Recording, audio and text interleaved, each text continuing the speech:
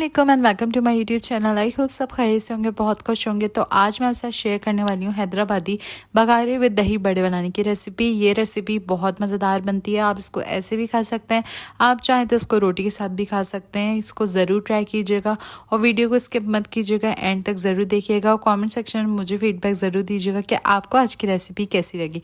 तो चलिए स्टार्ट करते हैं। सबसे पहले यहाँ पे एक बॉल में जो है वो मैंने 7 टेबल स्पून जितना बेसन ले लिया था। आप क्वांटिटी आप अपने हिसाब से भी ले सकते हैं, जितना आपने बनाने हैं उस हिसाब से।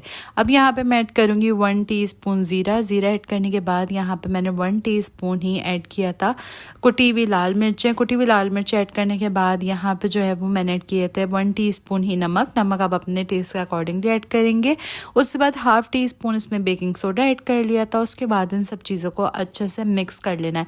जब सारे स्पाइसेस बेसन में अच्छे से मिक्स हो जाएंगे तब हम इसमें जो है वो पानी डालना ऐड करेंगे और इसका एक स्मूथ सा मिक्सचर हमने बना के रेडी करना है।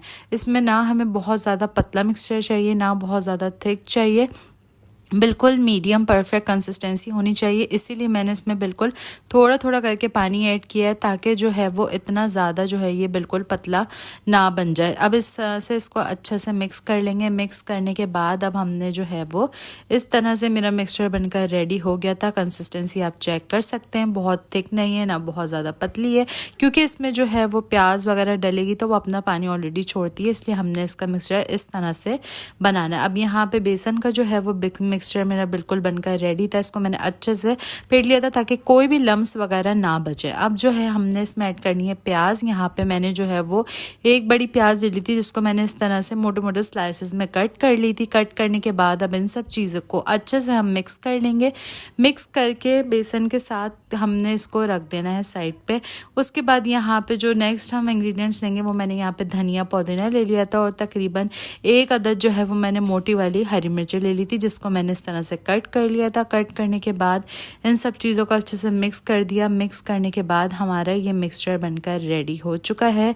मिक्सचर रेडी होने के बाद अब हमने इसको फ्राई करना है। फ्राई करने के लिए सबसे पहले एक पैन में मैंने जो है वो ऑयल रख दिया था गर्म होने के लिए। गर्म ऑयल में हम इसको इस तरह से पकोड़े की शेप में जो है वो इस तरह से बेसन को डालते रहेंगे, और जब ये एक साइड से कुक हो जाएगा तो हम इसका साइड चेंज कर देंगे और दोनों तरफ से अच्छे से हमने इसको पकाना है। पका के जब ये गोल्डन कलर का हो जाएगा तब हमने जो है वो निकालना है।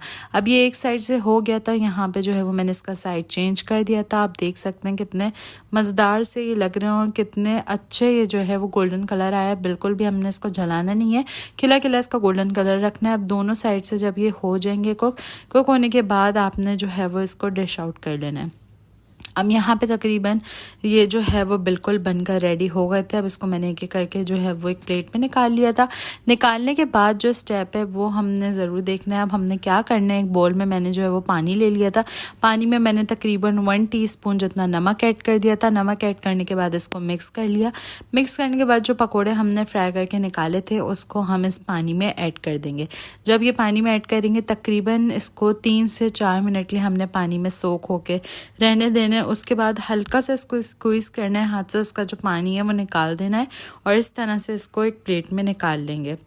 इससे ये हुआ कि जब हम रायते में दही बड़ों को अपने ऐड करेंगे तो जो है ये उसका दही जो है वो ज़्यादा सोक नहीं करेंगे, क्योंकि ऑलरेडी ये सॉफ्ट हो चुके होंगे। अब हमने रायते की तैयारी करनी है। सबसे पहले यहाँ पे मैंने हरा धनिया ले लिया था, पुदीना ले लिया था, 1 अदद बारीक वाली हरी मिर्चें ली थी और जो है वो 3 अदद जो है वो मैंने लहसुन ले लिया था। अब इन सब चीज़ों को पीस कर आप जो है एक मिक्सचर सा बना लेंगे।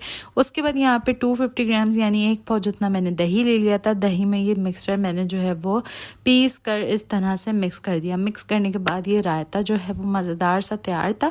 रायते में हमने जो है वो सारी चीज़ें ऐड कर दी, अच्छे से मिक्स कर लिया। मिक्स करने के बाद अब इसमें हम ऐड करेंगे नमक। नमक जो है मैंने हाफ टी स्पून ऐड किया था। आप अपने टेस्ट के अकॉर्डिंगली भी इसमें नमक ऐड कर लें। उसके बाद इन सब चीज़ों को दोबारा से अच्छे से मिक्स करना है। मिक्स करने के बाद ये रायता भी बनकर तैयार है।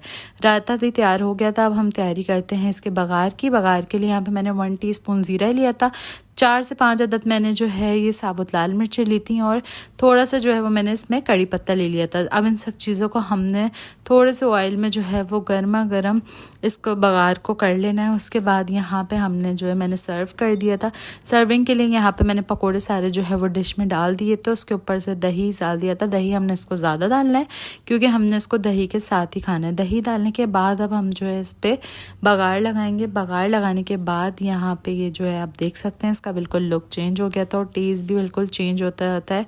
बघार से बहुत ज़्यादा मज़े का लगता है। तो आपने भी ट्राई करनी है ये रेसिपी और मुझे फीडबैक ज़रूर दीजिएगा। मिलती हूँ अपनी अगली वीडियो में। चैनल पे न्यू है तो लाइक शेयर सब्सक्राइब करके बेल आइकन को ज़रूर प्रेस कर लीजिएगा। तब तक के लिए अल्लाह हाफिज़।